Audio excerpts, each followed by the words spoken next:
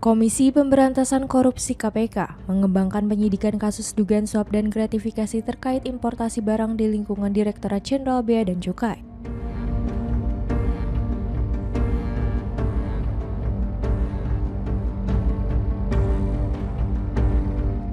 Penangkapan terbaru dilakukan sekitar pukul 4 sore di kantor pusat DJBC, Jakarta Timur, Kamis 26 Februari 2026 setelah Budiman Bayu Prasojo atau BPP ditetapkan sebagai tersangka.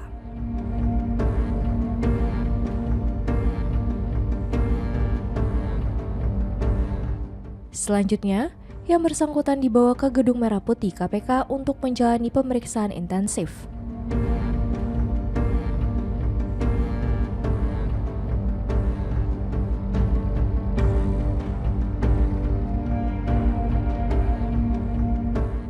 Juru bicara KPK Budi Prasetyo menjelaskan penangkapan dan penetapan tersangka terhadap Budiman merupakan hasil pengembangan penyidikan.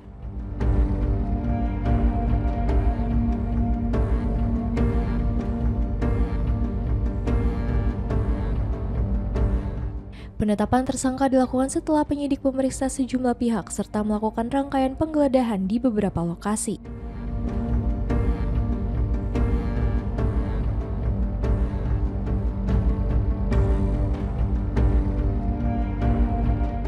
Status tersangka Budiman juga didasari temuan uang tunai sebesar 5 miliar rupiah yang disimpan dalam 5 koper di sebuah rumah aman atau safe house di wilayah Ciputat, Tangerang Selatan.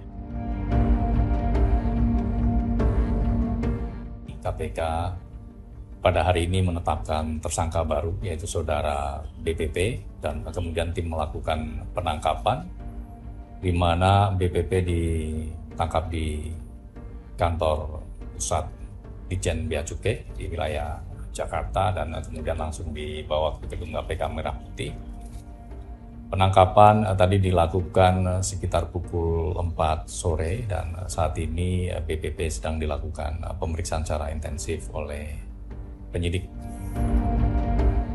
BPP disangkakan telah melanggar ketentuan pada pasal 12 B besar atau gratifikasi contoh pasal 20 huruf C KUHP baru, di mana penetapan tersangka BPP ini dari pemeriksaan sejumlah tersangka dan juga pihak-pihak terkait lainnya yang dimintai keterangan oleh penyidik, juga rangkaian penggeledahan yang dilakukan. Ya, salah satunya temuan terkait 5 koper yang berisi uang senilai 5 miliar tersebut.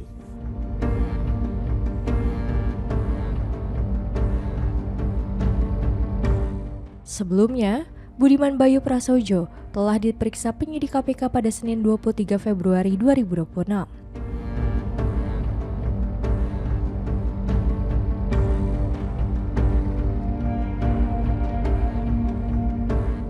Dalam perkara ini, KPK sebelumnya menetapkan 6 orang sebagai tersangka terkait dugaan suap dan gratifikasi dalam pengaturan importasi barang di lingkungan DJBC.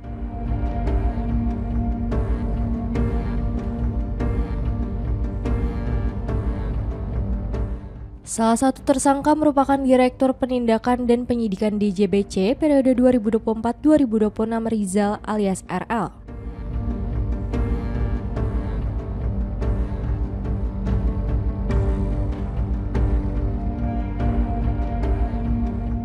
Penetapan tersangka tersebut merupakan tindak lanjut dari operasi tangkap tangan yang digelar KPK di wilayah Jakarta dan Lampung pada Rabu 4 Februari 2026.